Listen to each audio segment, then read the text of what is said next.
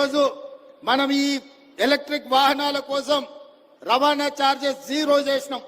ఒక్క పైసా లేదు. వెహికల్ కొనుక్కుంటే వితౌట్ ఎనీ ఫీజ్ మనం బండ్లను రిజిస్ట్రేషన్ చేస్తున్నాం. కాబట్టి ఈరోజు నగరంలో ఆ వాహనాల కొనుగోలు పెరగాల్సిన అవసరం ఉన్నది.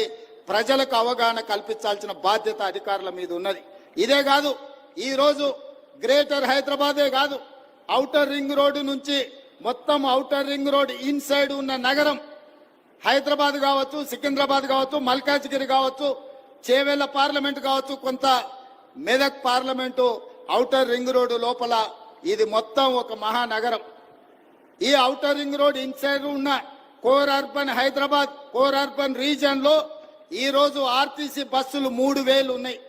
ఈ 3000 బస్సులు దాదాపుగా 90% డీజిల్ మీద నడుస్తున్నాయి.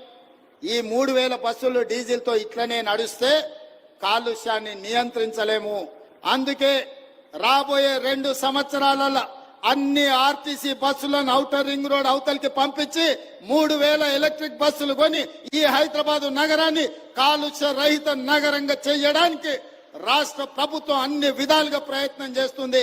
కేంద్ర ప్రభుత్వ సహకారం తీసుకుంటుంది.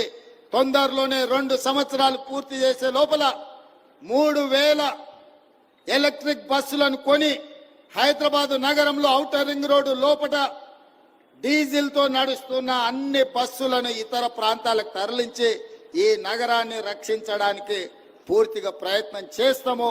ఆ దిశగా నేను మీకు హామీ ఇస్తున్నా.